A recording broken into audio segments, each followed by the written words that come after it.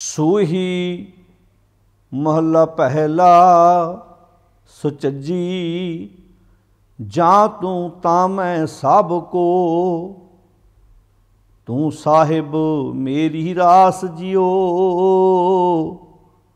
तुदे अंतर हों सुख वसां, तू अंतर शाबास जियो। भाणे तख्त वडाइयां, भाणे भीख उदास जियो। भाणे थल सिर सर्व है, कमल फुलै आकाश जियो। भाणे पवजल लंघिए, भाणे मंझ भरी आस जियो। भाणे सो शहर अंगुला, सिफत रता गुणतास जियो। भाणे शह पियावला, हाँ आवन जान मुयास जियो। तू शह अगम अतोलवा, हाँ कह कह ढह पियास जियो। क्या मांगो क्या कह सुनी, मैं दर्शन भूख प्यास जियो। गुर शब्दी शह पाया, सच नानक की अरदास जियो। वाहिगुरु जी का खालसा, वाहिगुरु जी की फतेह। गुरु प्यारी साध संगत जीओ, सिख धर्म दे बानी धन गुरु नानक साहब सच्चे पातशाह महाराज जी की रसना तो उचारण किया होया शब्द, जिसका पाठ आपां बहुत प्यार नाल सरवण कीता है। ये शब्द राग सूही दे विच सुचज्जी सरलेख हेठ ये शब्द गुरु ग्रंथ साहिब जी के पावन अंक 762 उपर सुभाईमान है। आपां कल जिस शब्द की विचार सांझी की सी वो कुचज्जी सरलेख हेठ सी। अज वाला शब्द जिसकी विचार आपां सांझी करनी है ये सुचज्जी सरलेख हेठ है। इस तो बाद जिहड़ा अगला शब्द है गुरु पंजवें पातशाह जी का, वो गुणवंती सरलेख हेठ है। ये तीन शब्द, इन्हां तीन शब्दों तो बाद आपां अगे लावां की व्याख्या करांगे। गुरु रामदास महाराज जी ने उन्हां चार बंदां विच सानू की उपदेश बख्शिश कीता है। तो आओ साध संगत, अज आपां बड़े प्यार नाल जो गुरु नानक साहब महाराज जी की रसना तो उचारण किया होया शब्द, जिसका पाठ सरवण किया है, ये कल भी आपां गल कीती सी कि ये जिहड़े शब्द ने इन्हां विच रहाओ दा बंद कोई नहीं है, तो ना इन्हां विच रहाओ दा बंद है, तो ना शब्दां दे जिवें बाकी शब्दां दे किसी दे 4 बंद किसी दे 5 बंद हुंदे ने, इदां ही ने। इन्हां विच सिर्फ इक्को बंद है, यानी कि जदों शब्द कंप्लीट हुंदा है, मुकम्मल हुंदा है, अखीर ते एक अंक लिखिया है। कल वाले शब्द की आपां विचार की सी कुचज्जी सरलेख हेठ, उहदे अखीर ते जाके 2 डंडियां, फिर 1 अंक, फिर 2 डंडियां, यानी कि गिनती भी आ गई तो शब्द का बंद भी उहदे विच ही आ गया, भी इक्को ही शब्द है, एक ही बंद है।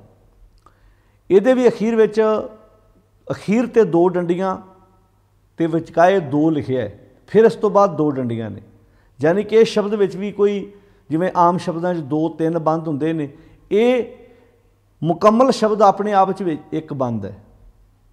तो गुरु ग्रंथ साहिब जी दे विच इदां आपां कल भी गल कीती सी, बहुत शब्द इदां दे हैगे ने जिन्हां विच कोई रहाओ दा बंद नहीं, सगों मुकम्मल एक शब्द ही कंप्लीट पूरा हुंदा है।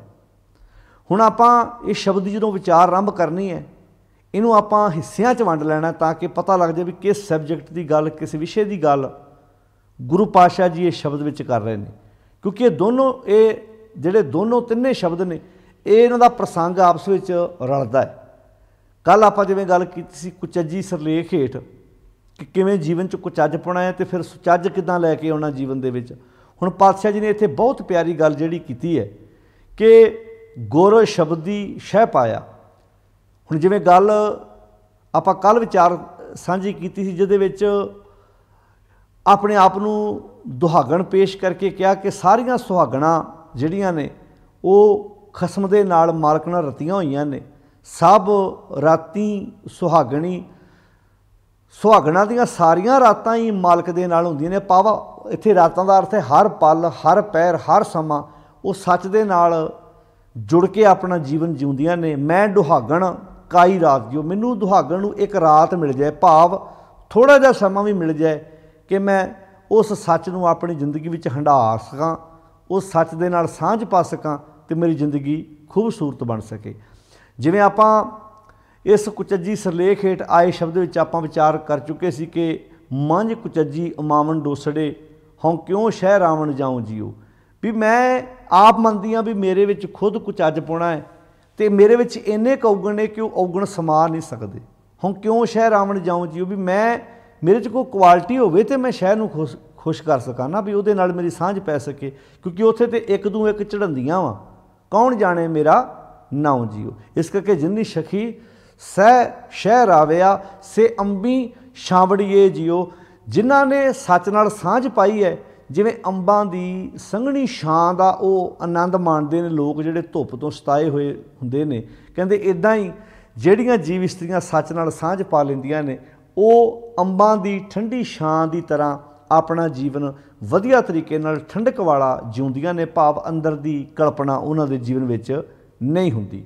ਤੋ ਪਾਤਸ਼ਾਹ ਜੀ ਨੇ ਇਹਦੇ ਵਿੱਚ ਜਦੋਂ ਜਾ ਕੇ ਅੱਗੇ ਗੱਲ ਕੀਤੀ, ਕਹਿੰਦੀ ਮੈਂ ਵੀ ਉਹਦਾ ਆਨੰਦ ਮਾਣ ਸਕਦੀ ਸੀ, ਪਰ ਮੈਂ ਬਦਕਿਸਮਤ ਉਹ ਅਭਾਗਣ ਵਾਂ ਕਿ ਮੈਂ ਆਪਣੀ ਜ਼ਿੰਦਗੀ ਦਾ ਜੀਵਨ ਮਨੋਰਥ ਸੋਇਨਾ ਰੂਪਾ ਰੰਗੋਲਾ ਇਹਨਾਂ ਨੂੰ ਹੀ ਬਣਾ ਕੇ ਬੈਠ ਗਈ। ਮੈਂ ਮੰਦਰ ਮਿੱਟੀ ਸੰਦੜੇ ਪੱਥਰ ਕੀਤੇ ਰਾਸ ਜੀਓ, ਇਹਨਾਂ ਨੂੰ ਆਪਣੀ ਜ਼ਿੰਦਗੀ ਦੀ ਰਾਸ ਪੂੰਜੀ ਬਣਾ ਲਿਆ। ਤੋ ਇਹਦੇ ਨਾਲ ਮੇਰੀ ਜ਼ਿੰਦਗੀ ਦਾ ਸਭ ਤੋਂ ਵੱਡਾ ਨੁਕਸਾਨ ਕੀ ਹੋਇਆ ਵੀ ਹਾਂ ਇੰਨੀ ਟੋਲੀ ਭੁੱਲੀਅਸ ਤਿਸ ਕੰਤ ਨਾ ਬੈਠੀ ਪਾਸ ਜੀਓ, ਵੀ ਮੈਂ ਕੰਤ ਕੋਲ ਕਦੀ ਬਹਿ ਹੀ ਨਾ ਸਕੀ, ਇਹਨਾਂ ਪਦਾਰਥਾਂ ਦੇ ਮੋਹ ਵਿੱਚ ਆਪਣੀ ਸਾਰੀ ਜ਼ਿੰਦਗੀ ਤਬਾਹ ਕਰ ਲਈ। ਅਤੇ ਇਹਦਾ ਮੇਰੀ ਜ਼ਿੰਦਗੀ 'ਚ ਅਸਰ ਕੀ ਹੋਇਆ, ਅੰਬਰ ਕੂੰਜਾਂ ਕੁਰਲੀਆਂ, ਮੇਰੀ ਜ਼ਿੰਦਗੀ ਜਿਹੜੇ ਗੁਣ ਸੀ ਉਹ ਬਹੁਤ ਦੂਰ ਚਲੇ ਗਏ, ਭਾਵ ਮੇਰੀ ਜ਼ਿੰਦਗੀ 'ਚੋਂ ਨਿਕਲ ਗਏ। ਅੰਬਰ ਦੂਰ ਆਕਾਸ਼ ਜਿਹਨੂੰ ਆਪਾਂ ਕਹਿੰਦੇ, ਕੂੰਜਾਂ ਗੁਣ ਮੇਰੀ ਜ਼ਿੰਦਗੀ 'ਚੋਂ ਗੁਣ ਰੂਪੀ ਕੂੰਜਾਂ ਆਕਾਸ਼ ਵਿੱਚ ਦੂਰ ਚਲੀਆਂ ਗਈਆਂ। ਕਹਿੰਦੇ ਕੁਰਲ ਕਰਦੀਆਂ ਦੂਰ ਚਲੀਆਂ ਗਈਆਂ। ਕਹਿਣ ਲੱਗੇ ਬੱਗ ਬੈਠੇ ਆਏ ਜੀ, ਉਹ ਮੇਰੀ ਜ਼ਿੰਦਗੀ 'ਚ ਬਗਲੇ ਆਣ ਕੇ ਬੈਠ ਗਏ, ਭਾਵ ਪਖੰਡ ਨੇ ਮੇਰੀ ਜ਼ਿੰਦਗੀ 'ਚ ਘਰ ਕਰ ਲਿਆ ਅਤੇ ਸਾਹ ਧਨ ਚੱਲੀ ਸਹੁਰੇ। ਹੁਣ ਇਹ ਮੇਰੀ ਜ਼ਿੰਦਗੀ 'ਚ ਕੁਆਲਿਟੀ ਆ ਕਿ ਮੇਰੇ ਕੋਲ ਗੁਣ ਕੋਈ ਨਹੀਂ ਹੈਗਾ ਅਤੇ ਮੈਂ ਕਿਹੜਾ ਮੂੰਹ ਲੈ ਕੇ ਸਹੁਰੇ ਘਰ ਜਾਵਾਂਗੀ। ਹੁਣ ਇਹ ਗੱਲਾਂ ਆਪਾਂ ਆਪਣੇ ਪਰਿਵਾਰਾਂ 'ਤੇ ਵੀ ਲਾ ਕੇ ਵੇਖਣੀਆਂ। ਕੱਲ੍ਹ ਵੀ ਗੱਲ ਕੀਤੀ ਸੀ ਕਿ ਧੀ ਕੋਲ ਗੁਣ ਕੋਈ ਨਾ ਹੋਵੇ, ਜ਼ਿੰਦਗੀ 'ਚ ਪਖੰਡ ਹੀ ਹੋਵੇ, ਅਤੇ ਹੁਣ ਤੁਸੀਂ ਇਹੋ ਜਿਹੀ ਧੀ ਦਾ ਵਿਆਹ ਕਰ ਦਿਓ ਜਾਂ ਇਹੋ ਜਿਹੇ ਪੁੱਤ ਦਾ ਵਿਆਹ ਕਰ ਦਿਓ, ਮਾਫ਼ ਕਰਨਾ ਇਹ ਪੁੱਤ 'ਤੇ ਵੀ ਢੁਕਦਾ ਅਤੇ ਧੀ ਦੇ ਵੀ ਢੁਕਦਾ ਹੈ। ਪੁੱਤ 'ਚ ਵੀ ਕੁਆਲਿਟੀ ਨਾ ਹੋਵੇ, ਤੁਸੀਂ ਉਹਦਾ ਆਨੰਦ ਕਾਰਜ ਕਰ ਦਿਓ ਅਤੇ ਮਾਫ਼ ਕਰਨਾ ਉਹ ਗ੍ਰਸਤੀ ਜੀਵਨ ਦਾ ਆਨੰਦ ਨਹੀਂ ਲੈ ਸਕਦਾ। ਸਗੋਂ ਕਈ ਵਾਰੀ ਆਪਾਂ ਇਸ ਕਰਕੇ ਵਿਆਹੁੰਦੇ ਹਾਂ ਪੁੱਤ ਧੀ ਵੀ ਭਾਰ ਲੱਥੇਗਾ, ਪਰ ਉਹ ਕੰਮ ਐਸਾ ਉਲਟਾ ਹੁੰਦਾ ਵੀ ਉਹ ਭਾਰ ਪਾ ਕੇ ਸਾਡੇ 'ਤੇ ਉਲਟਾ ਮਰ ਜਾਂਦਾ ਹੈ। ਬਹੁਤ ਵਾਰੀ ਐਸਾ ਹੁੰਦਾ ਕਿ ਅਸੀਂ ਜਦੋਂ ਜ਼ਿੰਦਗੀ 'ਚ ਇਹ ਗੁਣ ਨਹੀਂ ਆਏ ਅਤੇ ਅਸੀਂ ਉਹਨਾਂ ਬੱਚਿਆਂ ਦੇ ਆਨੰਦ ਕਾਰਜ ਕਰਦੇ ਨੇ। ਇਹਨਾਂ ਸ਼ਬਦਾਂ ਨੂੰ ਅਸੀਂ ਸਮਾਜ ਵਿੱਚ ਲਾ ਕੇ ਵੇਖਣਾ, ਬਹੁਤ ਸੋਹਣੀ ਤਸਵੀਰ ਇਹਨਾਂ ਸ਼ਬਦਾਂ ਨੇ ਸਮਾਜ ਦੀ ਖਿੱਚੀ ਹੋਈ ਹੈ। ਤੋ ਪਾਤਸ਼ਾਹ ਜੀ ਇੱਥੇ ਗੱਲ ਕਰਦੇ ਨੇ, ਸਾਹ ਧਨ ਚੱਲੀ ਸਹੁਰੇ ਕਿਆ ਮੂੰਹ ਦੇਸੀ ਅੱਗੇ ਜਾਏ ਜੀ, ਉਹ ਵੀ ਮੈਂ ਕਿਹੜਾ ਮੂੰਹ ਲੈ ਕੇ ਜਾਵਾਂਗੀ ਜਦੋਂ ਮੇਰੇ 'ਚ ਗੁਣ ਤਾਂ ਕੋਈ ਵੀ ਹੈ ਨਹੀਂ, ਅਤੇ ਕਿਹੜਾ ਗੁਣ ਮੈਂ ਨਾਲ ਲੈ ਕੇ ਜਾਵਾਂਗੀ, ਕਿਉਂਕਿ ਗੁਣਾਂ ਨਾਲ ਤਾਂ ਜ਼ਿੰਦਗੀ ਖੂਬਸੂਰਤ ਬਣਨੀ ਹੈ। ਤੋ ਪਾਤਸ਼ਾਹ ਜੀ ਫਿਰ ਇੱਥੇ ਗੱਲ ਸਮਝਾਉਂਦੇ ਨੇ, ਜਿਹੜਾ ਅੱਗੇ ਜਾ ਕੇ ਸ਼ਬਦ ਸੁਚੱਜੀ ਆਇਆ ਉਹਦੇ ਅਖੀਰ ਵਿੱਚ ਕਹਿਤਾ ਕਿ ਇੱਕੋ ਤਰੀਕਾ, ਜੇ ਤੂੰ ਦੁਹਾਗਣ ਤੋਂ ਸੁਹਾਗਣ ਬਣਨਾ ਚਾਹੁੰਦੀ ਹੈ ਤਾਂ ਉਹਦਾ ਇੱਕੋ ਤਰੀਕਾ ਗੁਰ ਸ਼ਬਦੀ, ਗੁਰੂ ਦੇ ਸ਼ਬਦ ਦੁਆਰਾ, ਗੁਰੂ ਦੀ ਸਿੱਖਿਆ ਦੁਆਰਾ ਸ਼ਹਿ ਪਾਇਆ, ਉਸ ਸ਼ਹਿ ਦੀ ਸੱਚ ਦੀ ਪ੍ਰਾਪਤੀ ਕੀਤੀ। ਸੱਚ ਨਾਨਕ ਕੀ ਅਰਦਾਸ ਜੀ, ਨਾਨਕ ਦੀ ਅਰਦਾਸ ਹੈ ਕਿ ਗੁਰੂ ਦੇ ਸ਼ਬਦ ਦੁਆਰਾ ਹੀ ਆਪਣੀ ਜ਼ਿੰਦਗੀ 'ਚੋਂ ਕੁਚੱਜਪੁਣਾ ਬਾਹਰ ਕੱਢ ਕੇ ਦੁਹਾਗਣ ਵਾਲਾ ਉਹ ਜਿਹੜਾ ਹੈਗਾ ਸੀ ਚਿਹਰਾ, ਉਹਨੂੰ ਸੁਹਾਗਣ ਦੇ ਵਿੱਚ ਤਬਦੀਲ ਕੀਤਾ ਜਾ ਸਕਦਾ। ਇੱਕੋ ਤਰੀਕੇ ਨਾਲ ਗੁਰ ਸ਼ਬਦੀ ਸ਼ਹਿ ਪਾਇਆ, ਸੱਚ ਨਾਨਕ ਕੀ ਅਰਦਾਸ ਜੀਓ। ਤੋ ਪਾਤਸ਼ਾਹ ਕਹਿੰਦੇ ਜਦੋਂ ਗੁਰੂ ਦੇ ਸ਼ਬਦ ਨਾਲ ਸਾਂਝ ਪੈ ਜਾਏ, ਫਿਰ ਬੰਦਾ ਆਪਣੀ ਜ਼ਿੰਦਗੀ ਨੂੰ ਜਦੋਂ ਸਵਾਰਦਾ ਹੈ ਅਤੇ ਸੁਚੱਜਪੁਣਾ ਜ਼ਿੰਦਗੀ 'ਚ ਆਉਂਦਾ ਹੈ, ਫਿਰ ਉਹ ਆਪਣੀ ਜ਼ਿੰਦਗੀ 'ਚ ਇੱਦਾਂ ਮਾਣ ਕਰਦਾ ਹੈ, ਜਾਂ ਤੂੰ ਕਹਿ ਲਗੇ ਜਾਂ ਤੂੰ ਤਾਂ ਮੈਂ ਸਭ ਕੁ, ਹੇ ਮੇਰੇ ਮਾਲਕ ਜੀ, ਜੇ ਤੁਸੀਂ ਮੇਰੇ ਅੰਦਰ ਹੋ, ਜੇ ਮੇਰੀ ਤੁਹਾਡੇ ਨਾਲ ਸਾਂਝ ਪਈ ਹੋਈ ਹੈ, ਯਾਨੀ ਕਿ ਜੇ ਮੈਂ ਤੁਹਾਡੇ ਕੋਲੋਂ ਜੀਵਨ ਜਾਚ ਸਿੱਖੀ ਹੋਈ ਹੈ, ਤਾਂ ਸਭ ਕੁ, ਜਾਂ ਤੂੰ ਤਾਂ ਮੈਂ ਸਭ ਕੁ, ਜੇ ਤੁਸੀਂ ਮੇਰੇ ਅੰਦਰ ਹੋ ਤਾਂ ਫਿਰ ਸਾਰੇ ਮੇਰਾ ਇੱਜ਼ਤ ਮਾਣ ਕਰਦੇ ਨੇ। ਇਹ ਗੱਲ ਕਿਹਨੂੰ ਸਮਝ ਆਉਂਦੀ ਹੈ ਭਲਾ? ਜਿਹਨੂੰ ਗੁਰੂ ਦੇ ਸ਼ਬਦ ਦੁਆਰਾ ਸੱਚ ਨਾਲ ਪਿਆਰ ਪੈ ਜਾਏ, ਜਿਹੜਾ ਸੱਚ ਵਿੱਚ ਇੱਕਮਿਕ ਹੋ ਜਾਏ ਜਿਹੜੀ ਜੀਵ ਇਸਤਰੀ, ਉਹ ਫਿਰ ਇੱਦਾਂ ਕਹਿੰਦੀ ਆ, ਜਾਂ ਤੂੰ ਤਾਂ ਮੈਂ ਸਭ ਕੋ, ਕਹਿਣ ਲੱਗੇ ਤੂੰ ਸਾਹਿਬ, ਤੁਸੀਂ ਮੇਰੇ ਮਾਲਕ ਹੋ, ਕਹਿਣ ਲੱਗੇ ਤੂੰ ਸਾਹਿਬ ਮੇਰੀ ਰਾਸ ਜੀਓ, ਤੇ ਤੁਸੀਂ ਮੇਰੀ ਜ਼ਿੰਦਗੀ ਦੀ ਰਾਸ ਹੋ। ਹੁਣ ਆਪਾਂ ਕੱਲ੍ਹ ਗੱਲ ਕੀਤੀ ਸੀ ਨਾ ਵੀ ਉੱਥੇ ਪੱਥਰ ਕੀਤੇ ਰਾਸ ਸੀ, ਉੱਥੇ ਤੇ ਮੰਦਰ ਮਿੱਟੀ ਸੰਦੜੇ ਪੱਥਰ ਕੀਤੇ ਰਾਸ, ਤੇ ਇੱਥੇ ਹੁਣ ਰਾਸ ਬਦਲ ਗਈ ਆ ਨਾ, ਕਿਉਂਕਿ ਉੱਥੇ ਕੁਚੱਜਪੁਣਾ ਸੀ, ਉਸ ਸ਼ਬਦ ਵਿੱਚ ਕੁਚੱਜਪੁਣਾ, ਇੱਥੇ ਸੁਚੱਜਪੁਣਾ ਵਾ। ਕੁਚੱਜੀ ਜਿਹੜੀ ਔਰਤ ਆ ਉਹ ਸੂਟਾਂ ਨੂੰ, ਉਹ ਕੱਪੜਿਆਂ ਨੂੰ, ਗਹਿਣੇ ਨੂੰ, ਬੈਂਕ ਬੈਲੈਂਸ ਨੂੰ ਆਪਣੀ ਜ਼ਿੰਦਗੀ ਦੀ ਰਾਸ ਪੂੰਜੀ ਸਮਝ ਲੈਂਦੀ ਹੈ, ਚਾਹੇ ਔਰਤ ਹੈ ਚਾਹੇ ਮਰਦ ਹੈ। ਹੁਣ ਮੰਨ ਲਓ ਇਹ ਗੱਲ ਮਰਦ 'ਤੇ ਵੀ ਢੁੱਕਦੀ ਆ ਵੀ ਜਿਹੜਾ ਔਰਤ ਦੇ ਆਪਣੀ ਪਤਨੀ ਦੇ ਯਾਨੀ ਕਿ ਪੇਕਿਆਂ ਵੱਲ ਇਹੋ ਧਿਆਨ ਰੱਖਦਾ, ਉੱਥੋਂ ਗੱਡੀ ਆ ਜਾਏ, ਉੱਥੋਂ ਕਾਰ ਆ ਜਾਏ, ਵੀ ਸਮਾਨ ਤੇ ਆ ਜਾਊ, ਪਰ ਤੇਰਾ ਘਰ ਸਵਰਗ ਥੋੜ੍ਹਾ ਬਣੇਗਾ।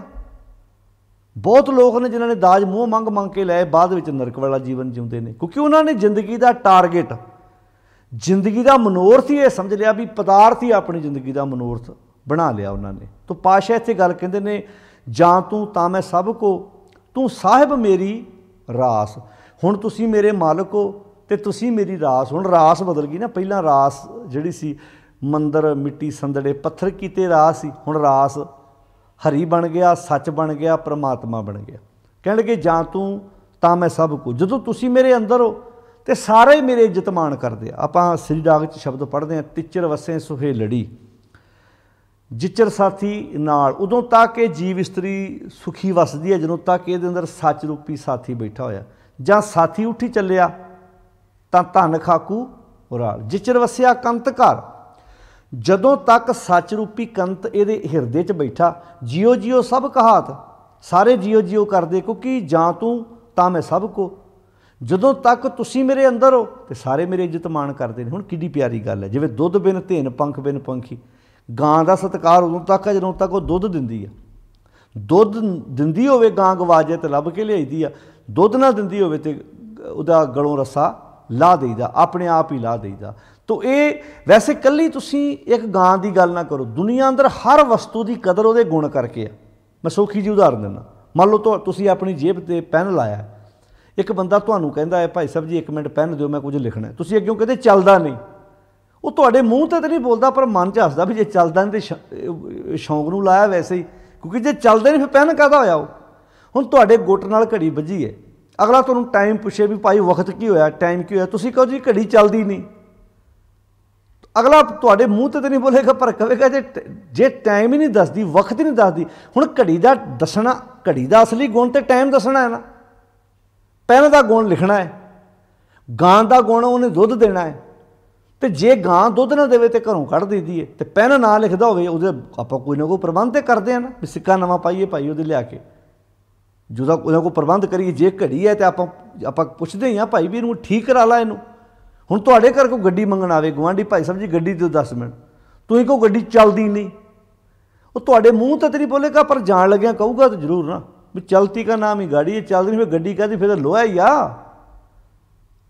ਚੱਲਦੀ ਤਾਂ ਨਾ ਤੇ ਗੱਡੀ ਹੈ।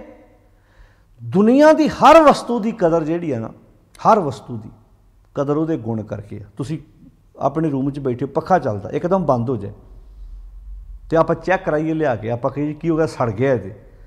ਹੁਣ ਪੱਖੇ ਦਾ ਗੁਣ ਹਵਾ ਦੇਣਾ ਵਾ, ਉਹਦਾ ਗੁਣ ਹਵਾ ਦੇਣਾ ਵਾ, ਜੇ ਨਾ ਦੇਵੇ ਤੇ ਆਪਾਂ ਉਹਨੂੰ ਲਵਾ ਦਿੰਦੇ ਹਾਂ, ਉਹਨੂੰ ਕਹਿੰਦੇ ਇਹਨੂੰ ਪੱਖਾ ਸੜ ਗਿਆ ਨਵਾਂ ਬਣਾ ਕੇ ਲਿਆਓ।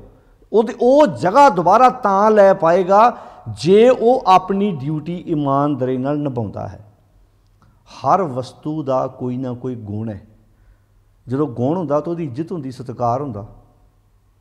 ਜਦੋਂ ਮੱਝ ਗਾਂ ਦੁੱਧ ਦਿੰਦੀ ਹੈ ਕਿੱਦਾਂ ਨਵਾਉਂਦਾ ਕਿਸਾਨ ਉਹਨੂੰ। ਇੱਥੇ ਵੀ ਸ਼ਬਦ ਵਰਤਿਆ ਜਾਂ ਤੂੰ ਤਾਂ ਮੈਂ, ਜਾਂ ਤੂੰ ਤਾਂ ਮੈਂ, ਇੰਦਾ ਕਹਿ ਲਓ ਜਾਂ ਤੂੰ ਤਾਂ ਮੈਂ, ਜੇ ਤੂੰ ਆ ਤੇ ਤਾਂ ਹੀ ਮੈਂ ਵਾਂ, ਇੱਦਾਂ ਕਹਿ ਲਈਏ ਜਾਂ ਤੂੰ ਤਾਂ ਮੈਂ, ਜੇ ਤੂੰ ਆ ਤੇ ਤਾਂ ਹੀ ਮੈਂ ਵਾਂ, ਜੇ ਤੂੰ ਨਹੀਂ ਹੈਗਾ ਫਿਰ ਮੈਂ ਕਾਹਦਾ, ਫਿਰ ਤਾਂ ਮਿੱਟੀ ਦੀ ਢੇਰੀ ਹੈ।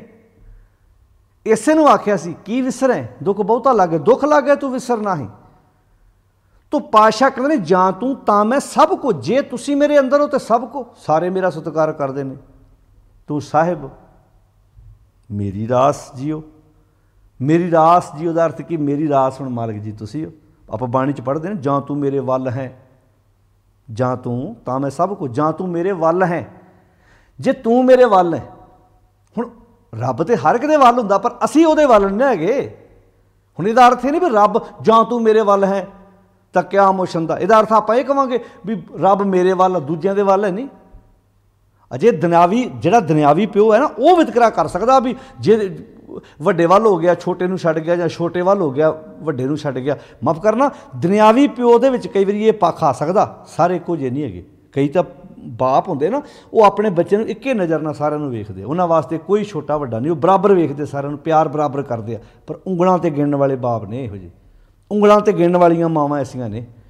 ਨਹੀਂ ਤਾਂ ਮਾਫ਼ ਕਰਨਾ, ਬਹੁਤੇ ਮਾਂ ਬਾਪ ਵੀ ਜਿਹੜੇ ਬੱਚੇ ਦੀ ਬੇੜੀ ਡੁੱਬ ਰਹੀ ਹੋਵੇ, ਮਾਰ ਕੇ ਛਾਲ ਦੂਜੀ ਬੇੜੀ ਜਾ ਪੈਂਦੇ ਨੇ ਵੀ ਜਿਹੜਾ ਪੁੱਤ ਰੋਟੀ ਖਾਂਦਾ ਉਹਦੇ ਵੱਲ ਹੋ ਜਾਓ, ਅਸੀਂ ਇਹਦੇ ਨਾਲ ਕੋ ਤੁਰੀਏ। ਅਤੇ ਕੁਝ ਟਾਵੇਂ ਮਾਂ ਬਾਪ ਹੁੰਦੇ ਨੇ ਜਿਹੜੇ ਉਸ ਬੱਚੇ ਦਾ ਸਾਥ ਦੇਣ, ਜਿਹੜੇ ਬੱਚੇ ਨਾਲ ਧੱਕਾ ਕੀਤਾ ਹੋਵੇ। ਭਰਾਵਾਂ ਨੇ ਵੀ ਉਹ ਕਹਿੰਦੇ ਨਹੀਂ ਤੁਸੀਂ ਧੱਕਾ ਕੀਤਾ, ਅਸੀਂ ਥੋੜ੍ਹਾ ਧੱਕਾ ਕਰਨਾ, ਸਾਡਾ ਤਾਂ ਬੱਚਾ ਹੈ, ਸਾਡਾ ਤਾਂ ਪੁੱਤ ਹੈ। ਜੇ ਭਰਾ ਧੋਖਾ ਦੇ ਗਏ ਤਾਂ ਮਾਂ ਬਾਪ ਤੇ ਨਾਲ ਖਲੋਤੇ ਆ ਨਾ। ਕਈਆਂ ਥਾਵਾਂ 'ਤੇ ਭਰਾ ਵੀ ਧੋਖਾ ਦੇ ਜਾਂਦੇ ਅਤੇ ਮਾਂ ਬਾਪ ਵੀ ਉਹਨਾਂ ਦਾ ਸਾਥ ਦਿੰਦੇ ਆ, ਜਿਨ੍ਹਾਂ ਕੋਲ ਚਾਰ ਛਿੱਲੜ ਹੁੰਦੇ ਨੇ। ਟਾਵੇਂ ਮਾਂ ਬਾਪ ਹੁੰਦੇ ਆ ਜਿਹੜੇ ਇਨਸਾਫ ਪਸੰਦ ਹੁੰਦੇ ਆ, ਜਿਹੜੇ ਵਿਤਕਰਾ ਨਹੀਂ ਕਰਦੇ। ਮਾਫ਼ ਕਰਨਾ, ਇਹ ਗੱਲ ਬਹੁਤ ਵੱਡੀ ਹੈ। ਅਸੀਂ ਤਾਂ ਸਾਧਾਂ ਪਖੰਡੀਆਂ ਕੋਲ ਅਤੇ ਅਸੀਂ ਤਾਂ ਤਾਂਤਰਿਕਾਂ ਕੋਲ ਤੁਰੇ ਫਿਰਦੇ ਹਾਂ। ਕਈ ਲੋਕ ਨੂੰਹਾਂ ਨਾਲ ਵੀ ਵਿਤਕਰਾ ਕਰਦੇ ਆ, ਜਿਹੜੀ ਚਾਰ ਛਿੱਲੜ ਵੱਧ ਲੈ ਕੇ ਆਵੇ, ਦਾਜ ਲੈ ਕੇ ਆਵੇ, ਉਹਦੇ ਅੱਗੇ ਪਿੱਛੇ ਭੱਜੇ ਫਿਰਨਾ। ਜਿਹੜੀ ਵਿਚਾਰੀ ਕੱਖ ਨਾ ਪੇਕਿਆਂ ਤੋਂ ਲੈ ਕੇ ਆਵੇ, ਉਹਦਾ ਨਰਾਦਰ ਵੀ ਕਰਨਾ ਹੈ ਅਤੇ ਅਪਸ਼ਬਦ ਵੀ ਉਹਦੇ ਪੇਕਿਆਂ ਬਾਰੇ ਬੋਲ ਦੇਣੇ ਨੇ। ਹੁਣ ਇਹਨਾਂ ਸ਼ਬਦਾਂ ਨੂੰ ਤੁਸੀਂ ਆਪਣੇ ਜੀਵਨ 'ਚ ਲਾ ਕੇ ਵੇਖੋ। ਲਾਵਾਂ ਵੇਲੇ, ਲਾਵਾਂ ਤੋਂ ਪਹਿਲਾਂ ਇਹਨਾਂ ਸ਼ਬਦਾਂ ਦੀ ਵਿਆਖਿਆ ਆਪਣੇ ਪਰਿਵਾਰਾਂ 'ਚ ਕਰਕੇ ਵੇਖੋ, ਖੁਦ ਸਮਝ ਕੇ ਵੇਖੋ ਤੁਸੀਂ ਕਿੰਨੀ ਕਮਾਲ ਦੀ। ਜਾਂ ਤੂੰ ਮੇਰੇ ਵੱਲ ਹੈ। ਹੁਣ ਦੁਨਿਆਵੀ ਬਾਪ ਤੇ ਕਹਿ ਸਕਦਾ ਵੀ ਉਹ ਮੇਰੇ ਵੱਲ ਹੈ, ਉਹ ਨਹੀਂ ਮੇਰੇ ਵੱਲ, ਪਰ ਜਿਹੜਾ ਅਕਾਲ ਪੁਰਖ ਪਿਤਾ ਵਾ ਨਾ, ਉਹ ਸਾਰਿਆਂ ਦੇ ਵੱਲ ਹੀ ਆ। ਪਰ ਬਦਕਿਸਮਤੀ ਇਹ ਵੀ ਅਸੀਂ ਉਹਦੇ ਵੱਲ ਨਹੀਂ ਹੈਗੇ। ਅੱਜ ਅਸੀਂ ਤਾਂ ਉਹਦੇ ਵੱਲ ਹੈ ਹੀ ਨਹੀਂ। ਅਸੀਂ ਤਾਂ ਆਪਣੇ ਮਨ ਨੂੰ ਹੋਰ ਹੀ ਕਿਸੇ ਟੇਢੇ ਬੰਨੇ ਲਾਇਆ। ਚੱਲ ਸ਼ਬਦ ਵਰਤਿਆ, ਜਾਂ ਤੂੰ ਮੇਰੇ ਵੱਲ ਹੈ। ਜਦੋਂ ਮਾਲਕ ਜੀ ਤੁਸੀਂ ਮੇਰੀ, ਹੁਣ ਮਾਲਕ ਤਾਂ ਸਾਰਿਆਂ ਦੀ ਸਹਾਇਤਾ ਕਰਦਾ ਵਾ, ਜਦੋਂ ਬੈਠਾ ਸਾਰਿਆਂ ਦੇ ਅੰਦਰ ਸਹਾਇਤਾ ਸਾਰਿਆਂ ਦੀ ਕਰਦਾ ਹੋਇਆ ਨਾ, ਪਰ ਅਸੀਂ ਸਹਾਇਤਾ ਕਰਾਉਣਾ ਹੀ ਨਹੀਂ ਚਾਹੁੰਦੇ। ਜਾਂ ਤੂੰ ਮੇਰੇ ਵੱਲ ਹੈ ਤਾਂ ਕਿਆ ਮੋਸ਼ਨ ਦਾ। ਜਦੋਂ ਮੈਨੂੰ ਪਤਾ ਲੱਗ ਗਿਆ ਤੁਸੀਂ ਮੇਰੇ ਵੱਲ ਆ, ਤੇ ਮੈਂ ਫਿਰ ਧਿਰ ਧਿਰ ਦੀ ਮੁਹਤਾਜੀ ਕਿਉਂ ਕਰੂੰ? ਮੈਂ ਕਿਸੇ ਦਾ ਮੁਹਤਾਜ ਕਿਉਂ? ਤੂੰ ਸਭ ਕੁਛ ਮੈਨੂੰ ਸੌਂਪਿਆ। ਜਦੋਂ ਮੈਨੂੰ ਇਹ ਪਤਾ ਲੱਗ ਗਿਆ ਵੀ ਤੁਸੀਂ ਸਭ ਕੁਝ ਮੈਨੂੰ ਸੌਂਪ ਦਿੱਤਾ, ਜਾਂ ਤੇਰਾ ਬੰਦਾ, ਜਦੋਂ ਮੈਂ ਬੰਦਾ ਹੀ ਤੇਰਾ ਬਣ ਗਿਆ, ਤੇ ਫਿਰ ਸਾਰਾ ਕੁਝ ਤੁਹਾਡਾ ਮੇਰਾ ਹੀ ਹੋਇਆ ਨਾ। ਹੁਣ ਜਿਹੜਾ ਬੱਚਾ ਆਪਣੇ ਪਿਓ ਦਾ ਬਣਦਾ ਹੀ ਨਹੀਂ, ਪਿਓ ਫਿਰ ਕਹਿੰਦਾ ਠੀਕ ਹੈ, ਫਿਰ ਮੈਂ ਅਖਬਾਰ 'ਚ ਕਢਾ ਦਿੰਦਾ ਵੀ ਚੱਲ ਤੇ ਚੱਲ ਜਾਇਦਾਦ ਤੋਂ ਬੇਦਖਲ ਕਰਦਾ। ਜਾਂ ਤੇਰਾ ਬੰਦਾ, ਜਦੋਂ ਅਸੀਂ ਬੰਦੇ ਉਹਦਾ ਬਣਾਂਗੇ ਤਾਂ ਸਭ ਕੁਝ ਉਹਦਾ ਦਿੱਤਾ ਸਾਨੂੰ ਮਿਲੂ। ਅੱਜ ਬੰਦੇ ਤੇ ਅਸੀਂ ਰੱਬ ਦੇ ਬਣੇ ਹੀ ਨਹੀਂ, ਅਸੀਂ ਤੇ ਬਣ ਗਏ ਬੰਦਿਆਂ ਦੇ ਬੰਦੇ। ਸਤਿਗੁਰ ਸਾਹਿਬ ਛੱਡ ਕੇ ਮਨਮੁਖ ਹੋਏ, ਬੰਦੇ ਦਾ ਬੰਦਾ, ਅਸੀਂ ਤੇ ਬੰਦਿਆਂ ਦੇ ਬੰਦੇ ਬਣ ਗਏ। ਕੁਝ ਦੇਹਧਾਰੀ ਬੰਦਿਆਂ ਦੇ, ਕੁਝ ਲੀਡਰਾਂ ਦੇ ਬੰਦੇ ਬਣ ਗਏ ਆ। ਧੜਿਆਂ ਵਿੱਚ ਵੰਡੇ ਪਏ ਆ, ਫਲਾਣੇ ਧੜੇ ਦਾ, ਫਲਾਣੀ ਪਾਰਟੀ ਦਾ ਬੰਦਾ। ਤੋ ਉੱਥੇ ਸ਼ਬਦ ਵਰਤਿਆ, ਲਖਮੀ ਟੋਟ ਨਾ ਆਵਈ ਖਾਏ ਖਰਚ ਰਹੰਦਾ। ਫਿਰ ਸੱਚ ਇਹ ਹੈ ਵੀ ਜਦੋਂ ਬੰਦਾ ਸੱਚ ਨਾਲ ਜੁੜਦਾ ਨਾ, ਉਹਦੇ ਕੋਲ ਗੁਣ ਕੁਆਲਿਟੀ ਇੰਨੀ ਆ ਜਾਂਦੀ ਹੈ, ਦੁਨੀਆ ਦੇ ਪਦਾਰਥਾਂ ਦਾ ਵੱਧ ਘੱਟ ਆਉਣਾ। ਹੁਣ ਇਹ ਨਹੀਂ ਆਪਾਂ ਕਹਿੰਦੇ ਵੀ ਉਹਦੇ ਕੋਲ ਦੁਨਿਆਵੀ ਪੈਸਿਆਂ ਦੀ ਕਮੀ ਨਹੀਂ ਆਉਂਦੀ। ਇਹ ਦੁਨਿਆਵੀ ਪੈਸਾ ਤਾਂ ਜੇ ਵੱਧ ਪੈਸੇ ਹੋਣੇ ਰੱਬ ਦੀ ਕਿਰਪਾ, ਫਿਰ 2-2 ਨੰਬਰ ਦੀਆਂ ਕਮਾਈਆਂ ਵਾਲਿਆਂ 'ਤੇ ਬੜੀ ਕਿਰਪਾ ਆਪਾਂ ਕਹਿ ਸਕਦੇ ਹਾਂ। ਪੈਸਾ ਵੱਧ ਆਉਣਾ ਘੱਟ ਆਉਣਾ, ਇਹ ਤੁਸੀਂ ਰੱਬ ਦੀ ਰਹਿਮਤ, ਰੱਬ ਦੀ ਕਿਰਪਾ। ਇਹ ਵੇਖੋ ਸਕੂਨ ਕਿੰਨਾ ਕੁ ਬੰਦੇ ਕੋਲ। ਕਈ ਵਾਰੀ ਸਕੂਨ ਝੌਂਪੜੀ ਵਾਲੇ ਕੋਲ ਵੱਧ ਹੁੰਦਾ ਅਤੇ ਮਹੱਲਾਂ ਵਾਲਾ ਕਲਪਿਆ ਹੁੰਦਾ। ਹੁਣ ਤੁਹਾਨੂੰ ਬਹੁਤ ਘੱਟ ਝੌਂਪੜੀਆਂ ਵਾਲੇ ਆਤਮ ਹੱਤਿਆ ਕਰਦੇ ਨਜ਼ਰ ਆਉਣਗੇ। ਮਹੱਲਾਂ ਵਾਲੇ ਕਈ ਵਾਰੀ ਵੱਡੇ ਆਪਣੀ ਬਿਲਡਿੰਗ ਤੋਂ ਛਾਲ ਮਾਰ ਕੇ ਆਪਣੀ ਜੀਵਨ ਲੀਲਾ ਖਤਮ ਕਰ ਲੈਂਦੇ। ਤਾਂ ਪਦਾਰਥਾਂ ਦੇ ਨਾਲ ਅੰਦਰ ਦੀ ਖੁਸ਼ੀ ਦਾ ਵਕਤੀ ਤੌਰ 'ਤੇ ਥੋੜਾ ਸਮਾਂ ਹੋ ਸਕਦਾ, ਪਰ ਸਦਾਬਹਾਰ ਜਿਹੜਾ ਤੁਸੀਂ ਕਹੋਗੇ ਜਿਹੜਾ ਸੁੱਖ ਆ ਨਾ, ਉਹ ਤਾਂ ਕੰਮਾਂ ਤੋਂ ਤੁਹਾਡੇ ਜੀਵਨ ਦੇ ਵਿੱਚ ਪੈਦਾ ਹੋਏ ਜਿਹੜੇ ਗੁਣ ਵਾ ਨਾ, ਉਹਨਾਂ ਦੀ ਵਰਤੋਂ ਕੀਤਿਆਂ ਜੀਵਨ ਜਿਹੜੀ ਖੂਬਸੂਰਤ ਬਣਨਾ। ਤਾਂ ਪਾਤਸ਼ਾਹ ਇੱਥੇ ਜਿਹੜੀ ਗੱਲ ਕਰਦੇ, ਜਾਂ ਤੂੰ ਤਾਂ ਮੈਂ ਸਭ ਕੁਝ, ਜੇ ਤੁਸੀਂ ਹੋ ਤਾਂ ਸਾਰੇ ਮੇਰਾ ਇੱਜ਼ਤ ਮਾਣ ਕਰਦੇ ਆ। ਕਹਿਣ ਲੱਗੇ ਤੂੰ ਸਾਹਿਬ, ਤੁਸੀਂ ਮੇਰੇ ਖਸਮ ਹੋ, ਮਾਲਕ ਹੋ। ਤੂੰ ਸਾਹਿਬ ਮੇਰੀ ਰਾਸ ਜੀ। ਹੁਣ ਮੈਂ ਤੁਹਾਨੂੰ ਆਪਣੀ ਰਾਸ ਬਣਾ ਲਿਆ। ਤੁਧ ਅੰਤਰ ਹਉ ਸੁਖ ਵਸਾਂ। ਕਿੱਡੀ ਕਮਾਲ ਦੀ ਗੱਲ ਹੈ। ਤੁਧ ਅੰਤਰ ਹਉ ਸੁਖ ਵਸਾਂ। ਮੈਂ ਸੁਖੀ ਕਦੋਂ ਵਸਦਾ? ਜਦੋਂ ਤੁਸੀਂ ਮੇਰੇ ਅੰਦਰ ਹੋ। ਹੁਣ ਆਪਾਂ ਇਹ ਕਹਾਂਗੇ ਵੀ ਜਿਹੜੇ ਸੁਖੀ ਨਹੀਂ ਵਸਦੇ ਉਹਨਾਂ ਦੇ ਅੰਦਰ ਰੱਬ ਹੈ ਨਹੀਂ ਗਾ। ਹੁਣ ਇਹਦਾ ਅਰਥ ਕੀ ਹੋਇਆ? ਹੁਣ ਇਹ ਸ਼ਬਦ 762 ਨੰਬਰ ਅੰਕ 'ਤੇ ਹੈ। ਇੱਥੇ ਲਿਖਿਆ ਤੁਧ ਅੰਤਰ ਹਉ ਸੁਖ ਵਸਾਂ। ਅੱਛਾ, ਤੁਸੀਂ ਜਦੋਂ ਮੇਰੇ ਅੰਦਰ ਹੁੰਦੇ ਹੋ ਤਾਂ ਮੈਂ ਸੁਖੀ ਵਸਦਾ। ਅੱਛਾ ਜਿਹੜੇ ਲੋਕ ਦੁਖੀ ਆ ਮਾਨਸਿਕ ਤੌਰ ਤੇ ਉਹਨਾਂ ਅੰਦਰ ਰੱਬ ਨਹੀਂ ਵਸਦਾ ਵਾ। ਪਰ ਗੱਲ ਤੇ ਵਿੱਚ ਚ ਭੀਤ ਆ ਨਾ, ਮਾੜੀ ਜੀ ਕੰਧ ਆ ਨਾ।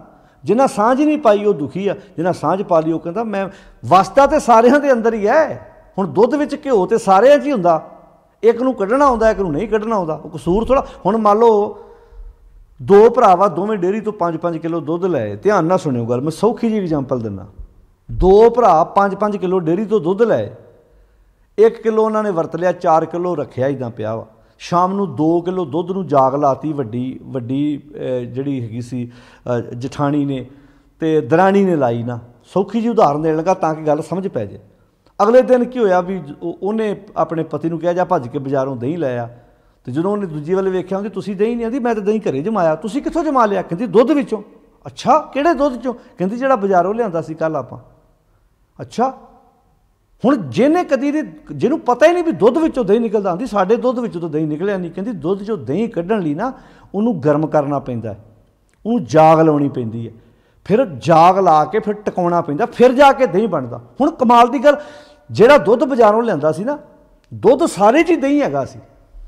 ਹੁਣ ਜਿਹਨੂੰ ਕੱਢਣਾ ਆਇਆ ਉਹਨੇ ਕੱਢ ਲਿਆ, ਜਿਹਨੂੰ ਨਹੀਂ ਕੱਢਣਾ ਆਇਆ ਉਹ ਇਹ ਥੋੜ੍ਹਾ ਕਹਿ ਸਕਦੀ ਸੀ। ਹੁਣ ਦੁੱਧ ਦੇ ਸਗਲ ਦੂਧ ਮੈਂ ਘੀਆ ਸ਼ਬਦ ਵਰਤਿਆ ਨਾ, ਸਗਲ ਬਨਸਪਤ ਮੈਂ ਬੈਸੰਤਰ, ਸਗਲ ਦੂਧ ਮੈਂ ਘੀਆ, ਊਚ ਨੀਚ ਮੈਂ ਜੋ ਸਮਾਣੀ, ਘਟ ਘਟ ਮਾਧੋ ਜੀਆਂ। ਹੁਣ ਸਾਰੀ ਮਿੱਟੀ ਵਿੱਚ ਇੱਟਾਂ ਵਾ, ਸਾਰੀ ਮਿੱਟੀ ਜਿੰਨੀ ਮਿੱਟੀ ਹੁੰਦੀ ਹੈ, ਜਦੋਂ ਘੁਮਿਆਰ ਗੁੰਨਦਾ ਉਹਦੇ ਵਿੱਚ ਕਿੰਨੇ ਬਰਤਨ ਹੁੰਦੇ ਆ। ਕੱਢਣ ਵਾਲਾ ਕੱਢ ਲੈਂਦਾ, ਜਿਹਨੂੰ ਕੱਢਣੇ ਆਉਂਦੇ ਨੇ, ਜਿਹਨੂੰ ਨਹੀਂ ਕੱਢਣੇ ਆਉਂਦੇ ਉਹਦੇ ਵਾਸਤੇ ਮਿੱਟੀ ਹੋਰ ਕੱਖ ਵੀ ਨਹੀਂ ਹੈਗਾ। ਇੱਦਾਂ ਜਦੋਂ ਸ਼ਬਦ ਵਰਤੇ ਨਾ ਤੋਦੇ ਅੰਤਰ।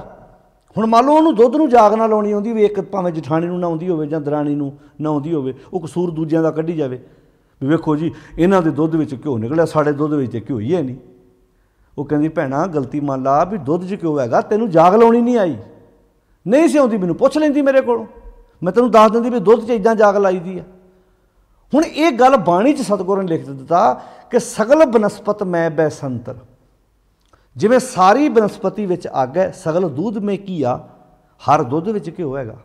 ਊਚ ਨੀਚ ਮੈਂ ਜੋ ਸਮਾਣੀ, ਘਟ ਘਟ ਮਾਧੋ ਜੀਆਂ। ਹੁਣ ਤੋਦੇ ਅੰਤਰ, ਜਦੋਂ ਤੁਸੀਂ ਮੇਰੇ ਅੰਦਰ ਹੋ, ਹੁਣ ਅੰਦਰ ਤੇ ਸਾਰਿਆਂ ਦੇ ਹੀ ਆ।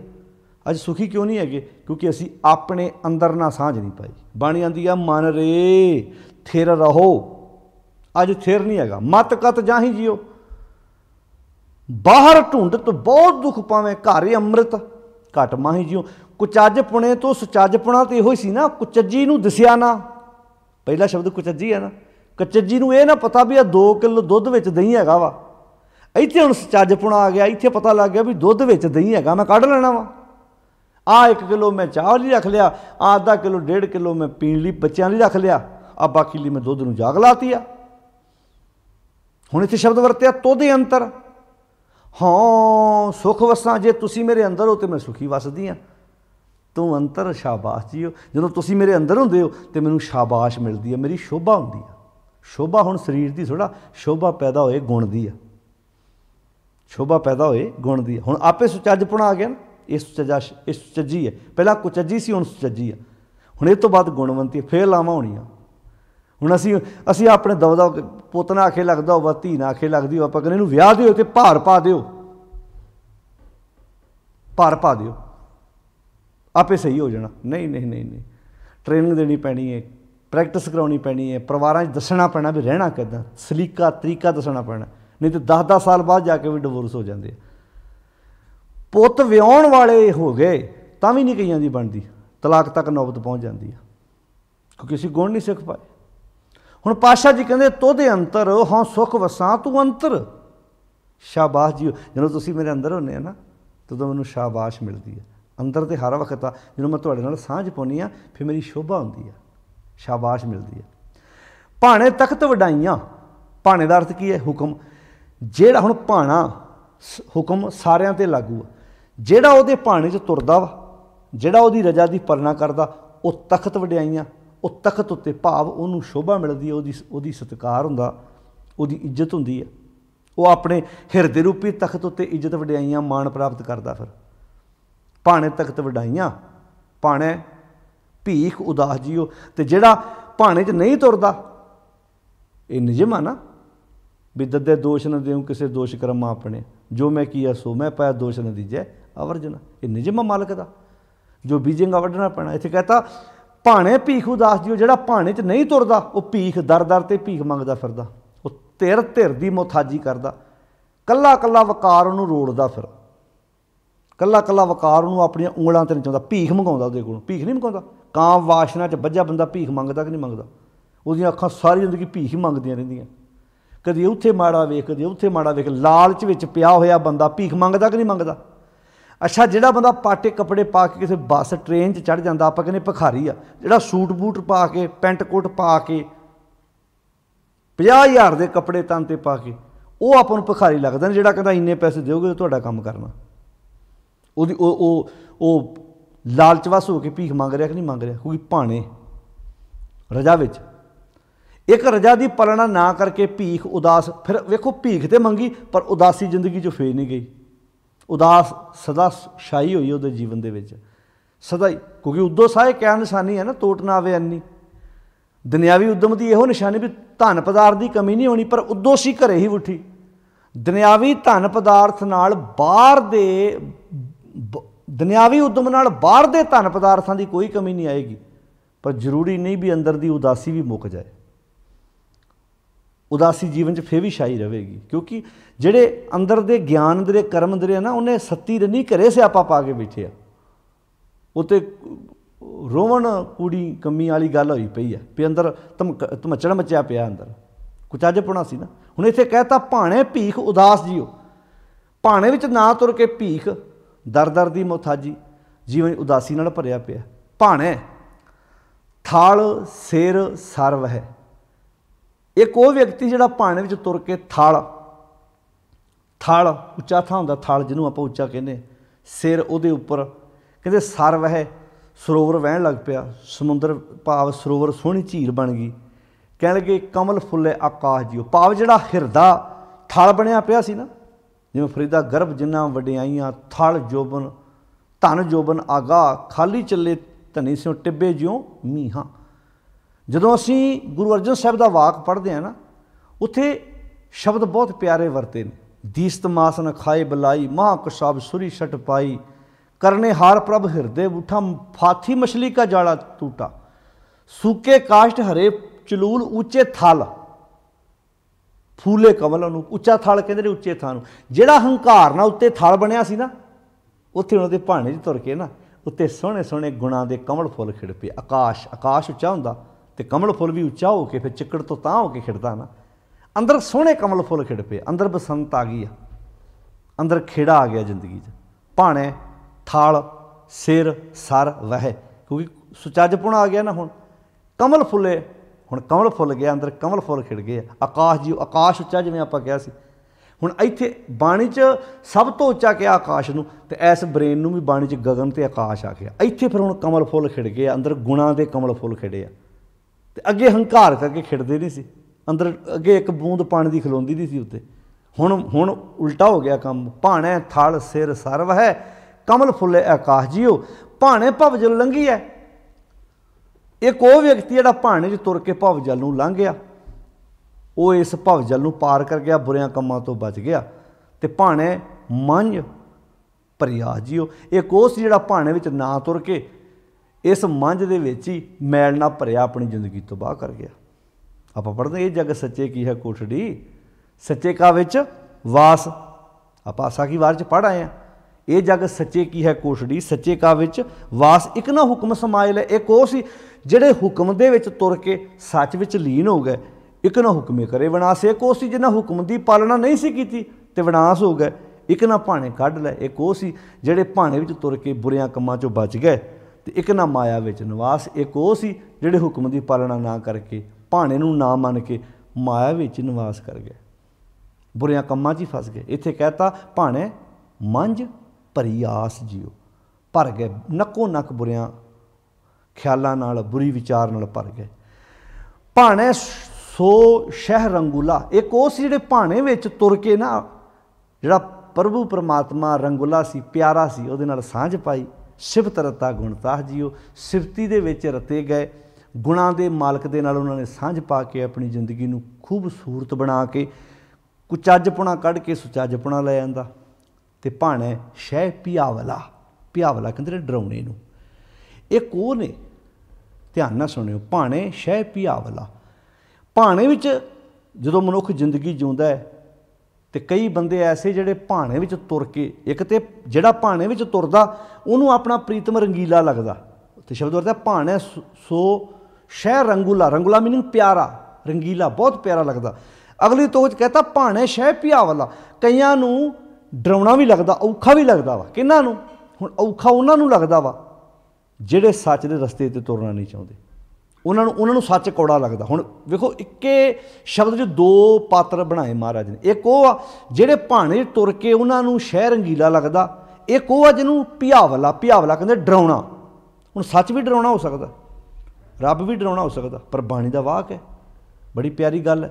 आपां जदों सतगुर दी बाणी पर दीसता आपां बहुत प्यारा शब्द पढ़िया भी, साच ना मेरा मन लागा, लोगन सो मेरा ठाठा बागा, बार सूत सगल से मौला, अलिप्त रहो जैसे जल में कौला। दी सावत है बहुत प्याला, वेखण नूं प्याला लगदा, डराउणा, पर सगल चरण किए मन राला।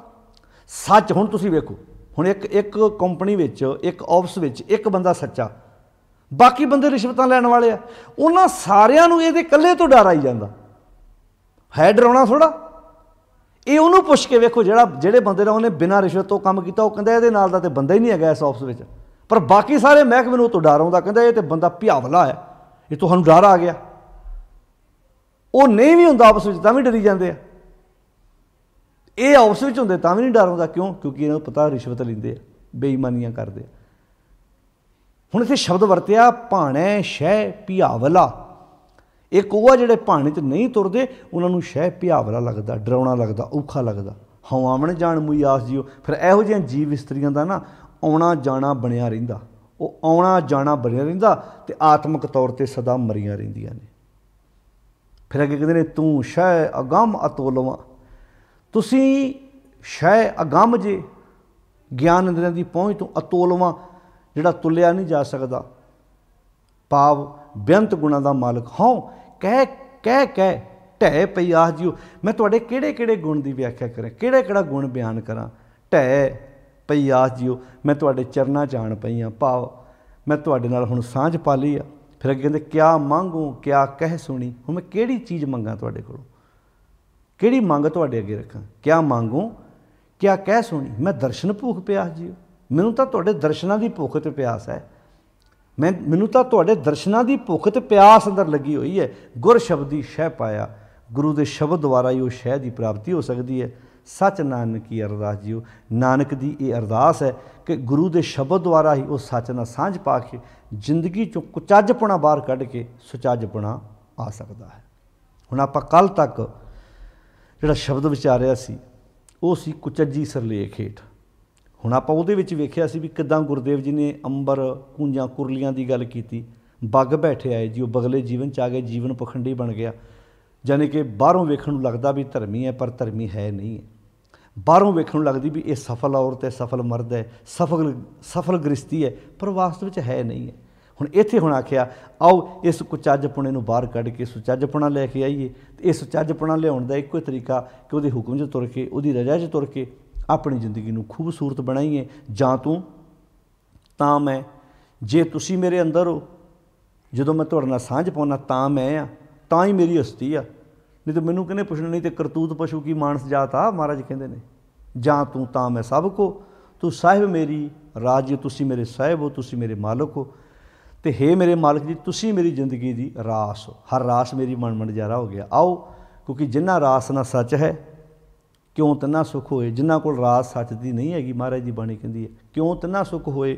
खोटे वणज वणंजे हैं मन तन खोटा होए, फाही फाते मिर्ग ज्यों दूख कणो नित रोए। आओ गुरु के प्यारिओ, गुरु की प्यारी सिक्ख्या, गुरु का प्यारा उपदेश अपनी जिंदगी दे विच वसाइए। 762 नंबर अंक ते ये शब्द सुचज्जी सरलेख हेठ है।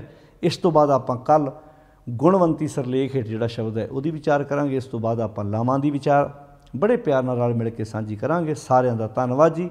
सहज पाठ आप करो, आप गुरबाणी पढ़ो, कोशिश करो बाणी नूं आप भावें एक शब्द ही रोज़ पढ़ो, ताकि साडी जिंदगी विच एक गुरबाणी दी विचार आ सके, असीं जिंदगी नूं खूबसूरत तरीके नाल जीव सकीए जी।